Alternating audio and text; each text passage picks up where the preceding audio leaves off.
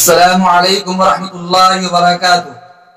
محترم ناظرین و سامعین، قربانی کے فضائل و مسائل کے سلسلہ نمبر 3 میں میں آج کی مجلس میں آپ کی خدمت میں 2 اہم پوائنٹ لے کر حاضر ہوا ہوں۔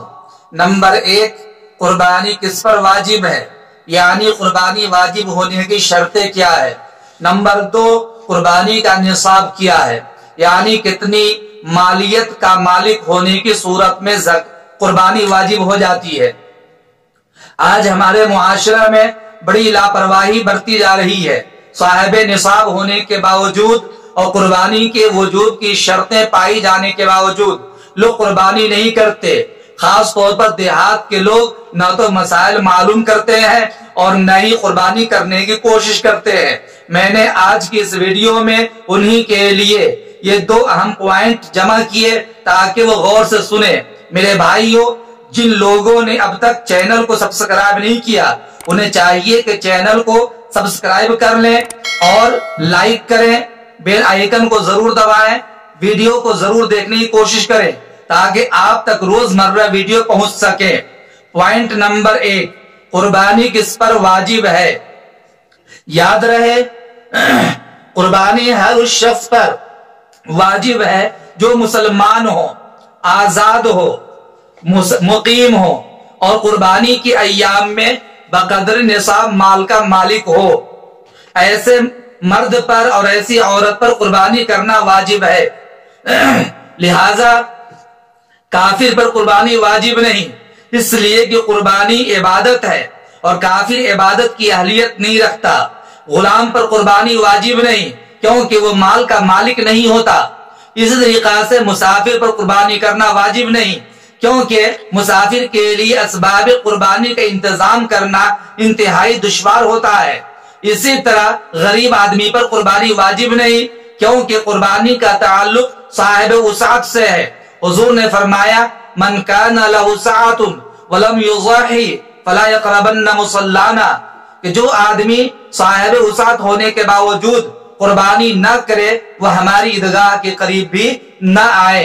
معلوم ہوا کہ قربانی کرنا ہر اس مرد اور عورت پر واجب ہے جو مسلمان ہو، آزاد ہو، قربانی کی ایام میں مقیم ہو اور قربانی کی ایام میں بقدر نصاب مال کا مالک ہو۔ پوائنٹ نمبر 2، نصاب کیا ہے۔ یاد رہے، قربانی کے واجب ہونے کا نصاب وہی ہے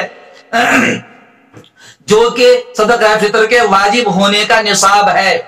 یعنی اگر کوئی مرد یا عورت 52.5 تولہ چاندی یا 7.5 تولہ سونا کا مالک ہو، یا اس کی مالیت کے بقدر مال اس کے پاس موجود ہو، یا سامان تجارت ہو، یا نقدی رقومات ہو، یا حاجات اصلیہ سے زائد اس کے پاس میں ساز و سامان ہو، جائیداد ہو، مثلا رہائشی مکان کے علاوہ یوں ہی زائد مکانات اس کے پاس میں ہیں، سواری گاڑی کے علاوہ شوقیہ طور پر بہت ساری گاڑیاں ان کے پاس میں ہیں، زیورات استعمال کے علاوہ بھی زیورات ان کے پاس میں موجود ہے، یا جائیداد وغیرہ ہے۔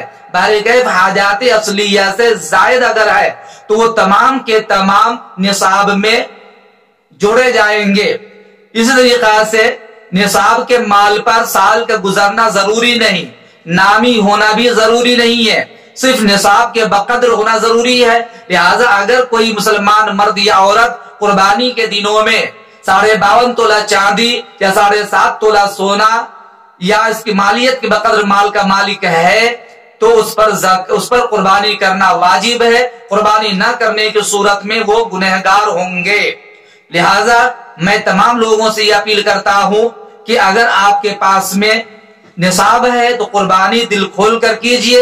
یہ قربانی کرنا سنت ابراہیمی ہے اور شریعت محمدی میں جمہور علماء کے قول کے مطابق قربانی کرنا واجب ہے۔ اگر قربانی نہیں کرتے تو نبی اکرم صلی اللہ علیہ وسلم کا فرمان کہ ایسا شخص ہماری عیدگاہ کے قریب بھی نہ آئے۔ امید کرتا ہوں کہ یہ دونوں پوائنٹ والی گفتگو آپ کو سمجھ میں آ گئی ہوگی۔ قربانی کس پر واجب وہ بھی، قربانی کے نصاب کیا ہے وہ بھی، انشاءاللہ اگلی ویڈیو میں مزید قربانی کے مسائل بیان کروں گا، آپ اس کا انتظار کیجئے۔ السلام علیکم ورحمۃ اللہ۔